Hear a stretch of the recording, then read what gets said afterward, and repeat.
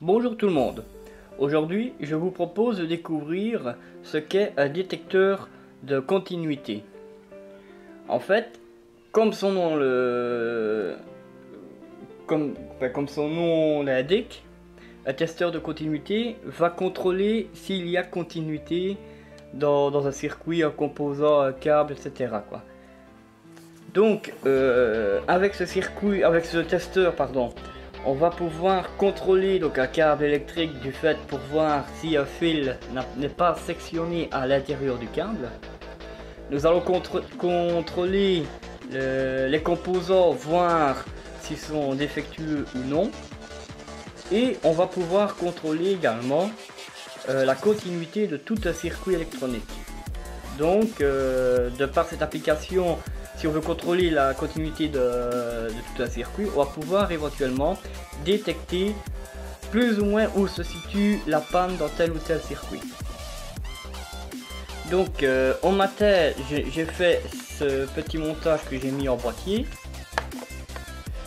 Il est fait de par sa plus simple expression, tout ce qu'il y a de plus basique. Quand j'aurai un peu plus le temps, j'en ferai un autre, un peu plus élaboré.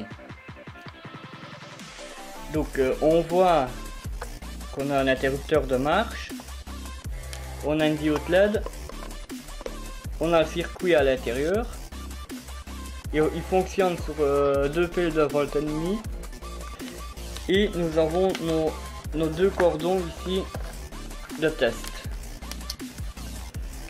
Donc ici donc je vais vous montrer donc le montage en action, et je vais vous montrer un peu comment fonctionne un testeur de continuité. Donc je le mets sur marche, voilà.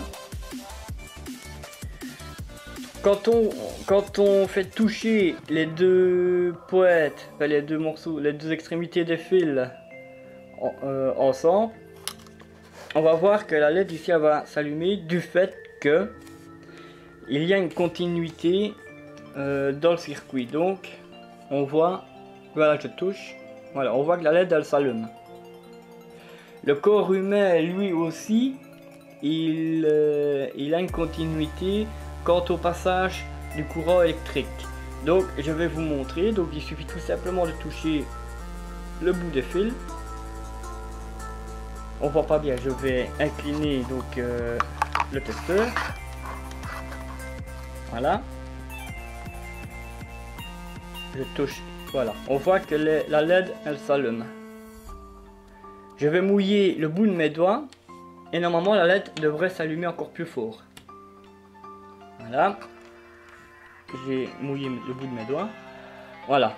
Là on voit que la LED s'éclaire encore plus fort. Pourquoi ce phénomène? En fait, en mouillant le bout de mes doigts, la résistance interne du corps humain, je précise que le corps humain a plus ou moins une résistance interne de 50 000 ohms qui va s'opposer au passage du courant électrique. Et bien, en mouillant le bout de mes doigts, tout simplement, cette résistance interne de notre corps, elle va sensiblement baisser. Ce qui fait que le courant passera beaucoup plus facilement à l'intérieur du corps et qui allumera la diode LED ici. On va pouvoir également contrôler un composant électronique. Donc je vais par exemple prendre une résistance.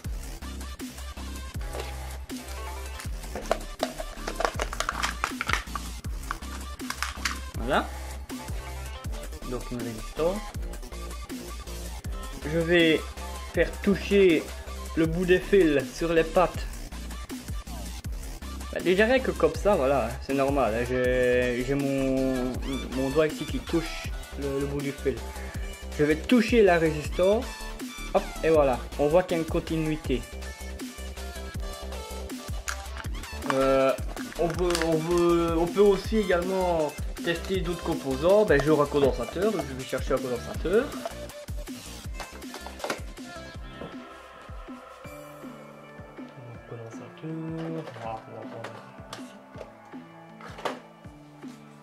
Et donc voilà, donc j'ai un condensateur. Et en fait, qu'est-ce que ça va faire? On va retrouver aussi également pendant le test l'effet condensateur. Donc la LED ici, elle va s'allumer, mais elle va s'éteindre progressivement du fait que le condensateur va se charger. Donc là, on voit que on a une patte négative, une patte positive. Donc ça, c'est le fil négatif, fil positif. Donc on va bien respecter la polarité. Voilà. Et je vais toucher.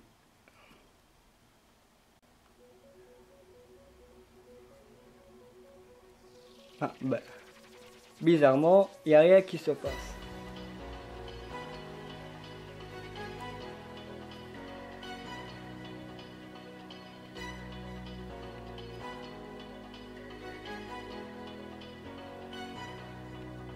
Il n'y a rien qui se passe. Ah si, elle s'éclaire très faiblement. Je ne sais pas si on le voit à la caméra. Mais à l'œil nu, je le vois, il y a très faible courant qui passe. Peut-être avec un autre condensateur d'une plus grande capacité.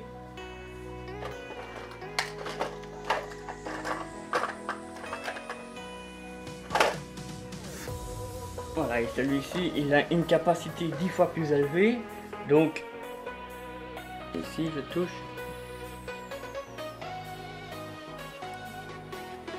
Voilà, on voit qu'il y a quand même un faible courant qui passe. Et effectivement, on voit que la LED ici, elle s'éteint petit à petit, très lentement.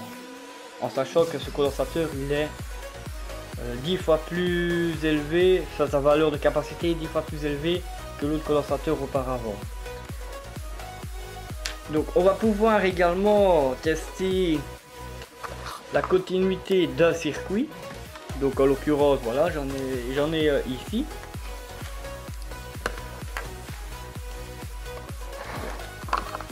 Voilà.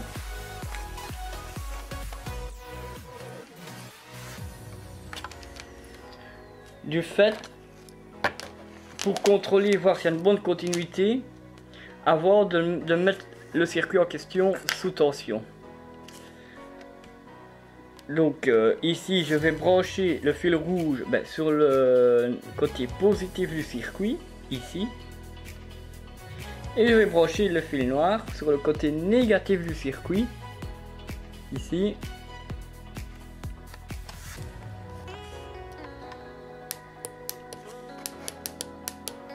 Et pourquoi ça ne fonctionne pas?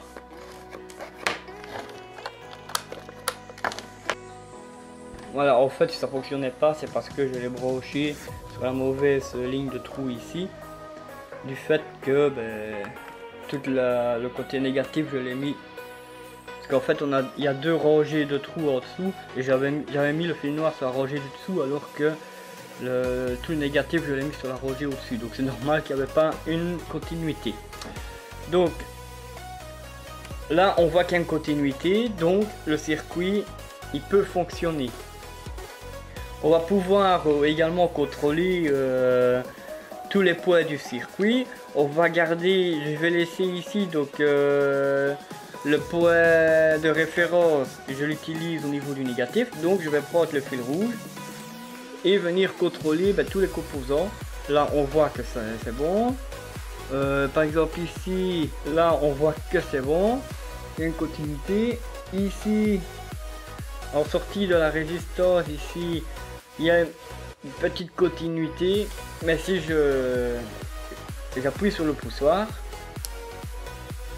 la continuité est entière, est complète ici. Nous avons le condensateur ici. Voilà. La sortie du condensateur qui est pôle négatif, comme on a vu tantôt, ça fonctionnait. Et donc nous avons tous les composants ici au niveau des condensateurs là. Voilà, c'est ça que je disais. Je vais faire toucher donc la patte d'un condensateur. Voilà, on voit que ça s'allume, mais ça s'éteint progressivement. L'effet condensateur. Nous avons donc ici la LED. il y a une continuité. Celle-ci s'allume, l'autre, celle du testeur s'allume. Et ainsi de suite. On peut vérifier comme ça tous les points sur ce circuit. Qui est donc tout simplement une minuterie de 10 minutes. Que je présenterai plus tard. Donc en fait, comment fonctionne testeur de continuité? Tout simplement, quand on va l'allumer, on va avoir donc un circuit qui lui va être coupé au niveau de ces deux fils là. Tout simplement pourquoi? Donc le courant lui, il y a un courant qui va passer entre ces deux fils, et quand on va toucher, ben, fatalement le courant va boucler son tour et va allumer la LED. Donc en fait on va un circuit de continuité, il injecte du courant dans un circuit, et s'il y a continuité que le courant boucle son tour, donc en gros ben, le courant lui il va passer dans le circuit à tester ou dans le composant à tester. Si le courant revient au niveau du testeur, c'est qu'il y a une continuité, et alors la LED ici elle va s'allumer tout simplement. Donc pour le fonctionnement, je vais laisser place au schéma. Voici le schéma de ce circuit. Donc nous voyons que nous avons une alimentation en 3 volts, un interrupteur de mise sous tension, une résistance de 470 ohms, une diode LED rouge. Nous avons nos deux bornes où seront raccordés nos deux cordons de test, qui est défini par output, ce qui veut dire en anglais sortir. Et nous avons nos deux cordons ici définis par long wire, ce qui veut dire long fil en anglais. Donc le courant lui il va démarrer du pôle positif. Quand l'interrupteur est refermé, il va venir traverser la résistance ici ainsi que la LED, et là le courant va venir passer au travers du composant qu'on va tester ou du circuit qu'on va tester. Et s'il y a une continuité, le courant lui il va revenir comme ça pour revenir au pôle inverse de l'alimentation, ce qui fera allumer la diode LED ici. S'il n'y a pas de continuité, donc le courant lui il passe, il va sortir du circuit et il va soit être bloqué dans le composant qu'on va tester ou bloqué dans le circuit à un tel endroit, du fait que là le courant ne reviendra plus comme ça, et là la LED elle sera éteinte vu que le courant n'aura pas bouclé son tour et n'aura pas rejoint le pôle inverse de l'alimentation. En fait, donc comme expliqué dans d'autres vidéos, le courant, pour qu'il y ait un courant, il faut qu'il y ait un circuit, une boucle, un circuit fermé.